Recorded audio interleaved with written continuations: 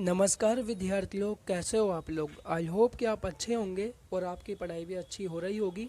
मेरा नाम है हेमंत सोलंकी और स्वागत करता हूं मैं आपका आज की नई वीडियो और मेरे चैनल एचएस स्टडी केंद्र पर।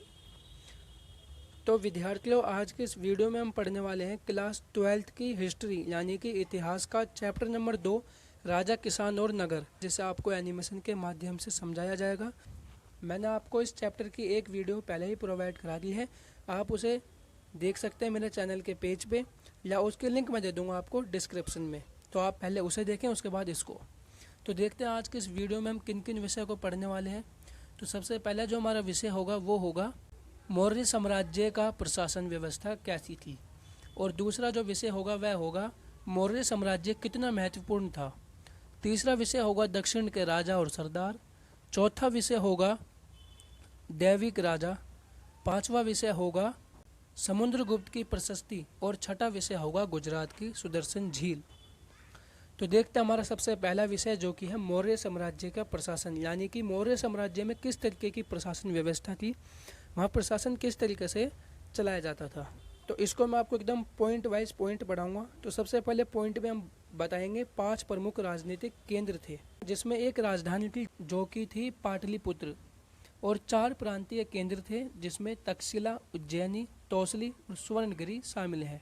और इस जानकारी का जो स्रोत है वह है अशोक के अभिलेख। दूसरे पॉइंट में हम बताएंगे सुरक्षा का प्रमुख माध्यम सेना थी, क्योंकि उस समय भूमि और नदी मार्गों से आवागमन होता था और यातायात के साधन भी कम थे, इसलिए एक प्रांत से दूसरे प्रांत तक जाने में कई दिनों का, कई सप्ताहों का, कई महीनों का समय लगता था। तो ऐसे में यात्रियों के लिए खान पान की व्यवस्था करना और लुटेरों से उनकी सुरक्षा करना का जो काम था वह था सेना का। तो इसीलिए इतिहासकार अनुमान लगाते हैं कि सेना सुरक्षा का प्रमुख माध्यम थी। तीसरे पॉइंट में हम बताएंगे कि एक समिति तथा 6 उप समिति।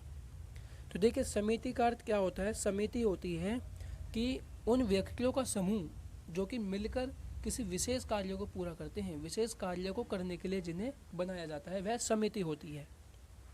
तो इसी तरीके से मेगस्थनीज जो कि एक यूनानी राजदूत थे, उन्होंने अपनी पुस्तक इंडिका में सैनिक गतिविधियों के संचालन के लिए एक समिति तथा 6 उप समितियों का वर्णन उनकी पुस्तक में मिलता है।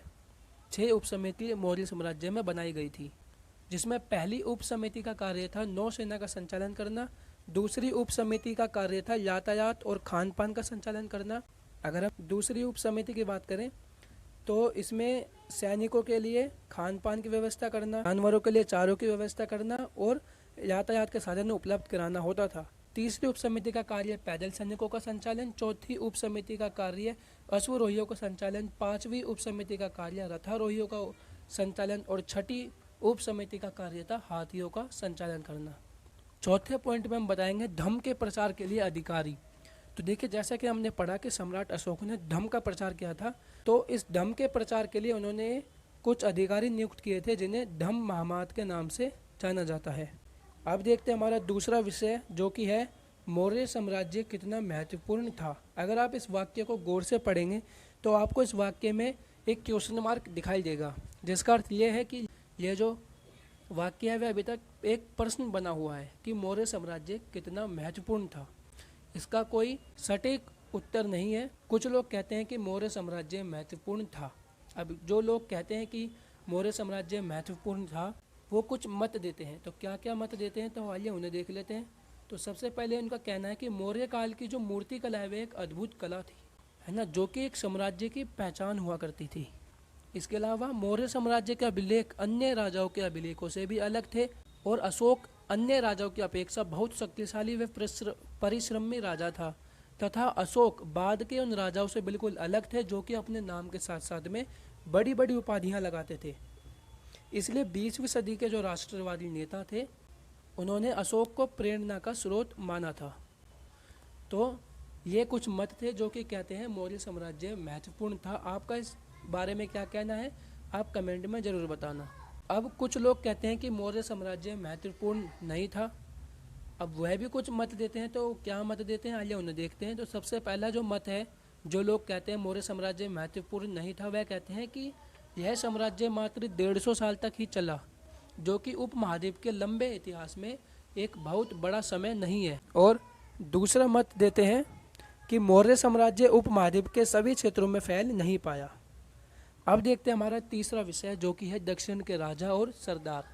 कि हमें उत्तर भारत यानी कि भारत के ऊपरी हिस्से का जो इतिहास है वह अच्छी तरीके से पता है, लेकिन जब दक्षिण भारत के इतिहास को जाना गया तो बड़ी ही रोचक बातें सामने आई। तो सबसे पहले हम देखते हैं राजा।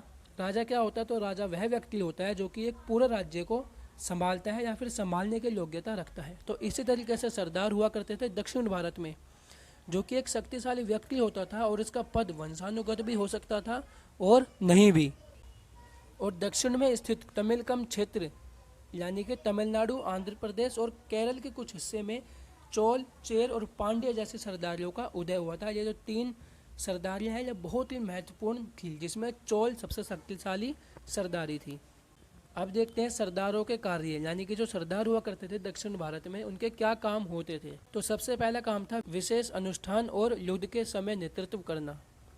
दूसरा कार्य था विवादों को सुलझाने में मध्यस्थता करना। तीसरा कार्य था अपने अधीन लोगों से भेंट लेना। चौथा कार्य है अपने समर्थकों में उस भेंट का वितरण करना। अब हमें इन सरदारों के बारे में जो जानकारी मिली है वो कहाँ से मिली है? तो वह हमें मिली है प्राचीन तमिल संगम ग्रंथ से। यह एक ग्रंथ है जिसमें कविताओं का संग्रह है और इन कविताओं के माध्यम से ही हमें सरदारों के बारे में जानकारी मिली है। अब देखते हैं हमारा चौथा विषय जो कि है दैविक राजा। अब देखिए दैविक राजा का अर्थ क्या होता है? इसका अर्थ होता है वह राजा जिसका संबंध किसी विशेष देवी देवताओं से हो। तो इसी तरीके से कई राजाओं ने अपनी स्थिति उच्च करने के लिए देवी देवताओं से जुड़ना चाहा। अब वैसा क्यों करते थे? तो वैसा करते थे अपनी स्थिति को उच्च दिखाने के लिए। अपने नाम के आगे बड़ी बड़ी उपाधियां लगाते थे जो कि देवी देवताओं से संबंधित हो। इसका उदाहरण हमें दिया है कुषाण वंश के शासकों ने। तो देखिए कुषाण वंश के शासकों ने मथुरा के पास, मथुरा कहाँ है? उत्तर प्रदेश में। तो उत्तर प्रदेश में मथुरा के पास माट के पास एक देवस्थान के पास अपनी विशालकाय मूर्ति बनवाई है, जिससे कि वे अपने आप को देवतुल्य बताना चाहते हैं। और कुषाण वंश के शासकों ने इस प्रकार के सिक्के भी चलाए जिसमें एक भाग पर तो देवी देवताओं का चित्र था तथा दूसरे भाग पर अपना चित्र था।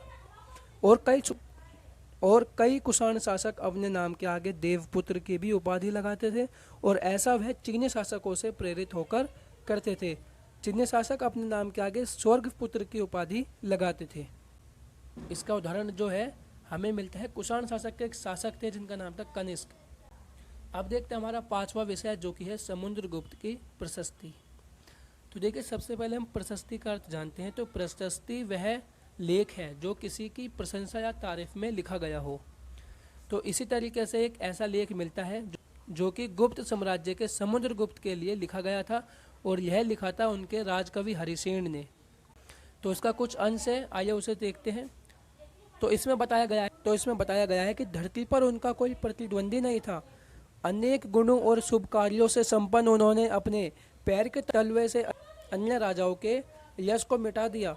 वह परमात्मा पुरुष हैं, साधु की समृद्धि और असाधु के विनाश के कारण हैं। वे अज्ञ हैं, उनके कोमल हृदय को भक्ति और विनय से ही वश में किया जा सकता है। वे करुणा से भरे हुए हैं, वे अनेक सहस्त्र गायों के दाता हैं।